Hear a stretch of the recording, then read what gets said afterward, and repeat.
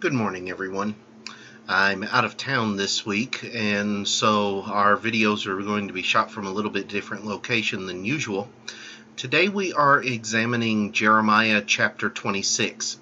Now, one of the things that you'll notice in the distinctions between some of the chapters is that in chapter 26 it talks about it being the first year of King Jehoiakim.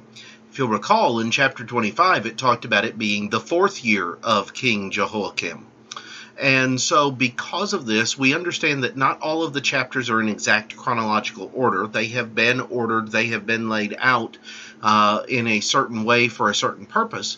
But chapter 26 does not chronologically follow chapter 25 based upon the information that we have.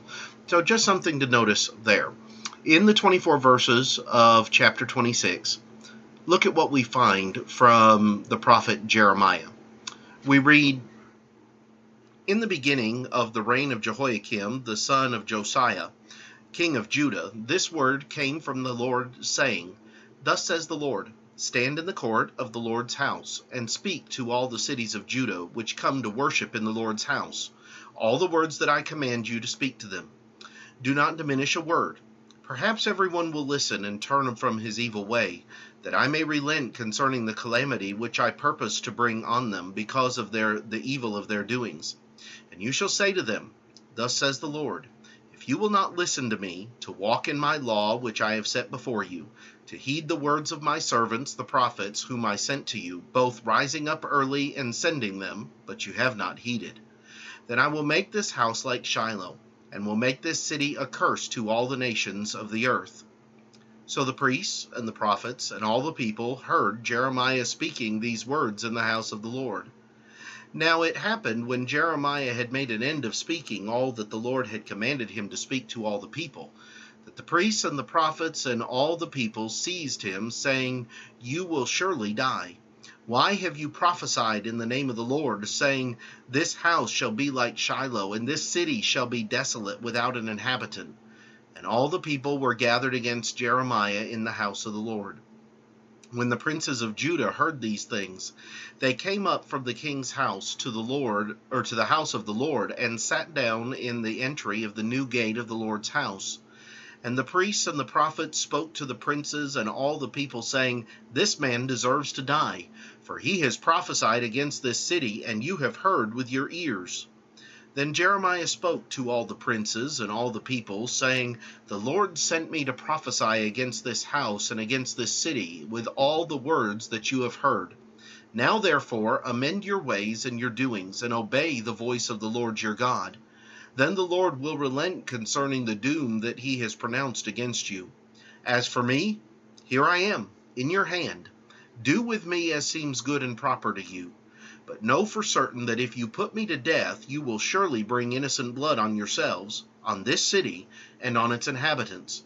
For truly the Lord has sent me to speak to you to speak all these words in your hearing." So the princes and all the people said to the priests and the prophets, "This man does not deserve to die, for he has spoken to us in the name of the Lord our God." Then certain of the elders of the land rose up and spoke to all the assembly of the people, saying, "Micah of Moresheth prophesied in the days of Hezekiah king of Judah, and spoke to all the people of Judah, saying, Thus says the Lord of hosts, Zion shall be plowed like a field, Jerusalem shall become heaps of ruins, and the mountain of the temple like the bare hills of the forest." Did Hezekiah king of Judah and all Judah ever put him to death? Did he not fear the Lord and seek the Lord's favor? And the Lord relented concerning the doom which he had pronounced against them. But we are doing great evil against ourselves. Now there was also a man who prophesied in the name of the Lord, Urijah the son of Shemaiah of Kirjath-jearim, who prophesied against the city and against this land according to all the words of Jeremiah. And when Jehoiakim the king, with all his mighty men and all the princes, heard his words, the king sought to put him to death. But when Urijah heard it, he was afraid, and fled, and went to Egypt. Then Jehoiakim the king sent men to Egypt, Elnathan the son of Achbor, and other men who went with him to Egypt. And they brought Urijah from Egypt, and brought him to Jehoiakim the king, who killed him with the sword, and cast his dead body into the graves of the common people. Nevertheless, the hand of Ahikam the son of Shaphan was with Jeremiah, so that they should not give him into the hand of the people to put him to death. Here you see a situation where Jeremiah is going to be confronted with the people because of his prophesying. And on this instance, he is going to be saved. But another prophet is not going to be so lucky. Tomorrow we will come back and we will examine some of the lessons from Jeremiah chapter 26 and see some of the things that we need to learn, both from Jeremiah's interactions and from his message in this particular chapter. But until then, have a great day.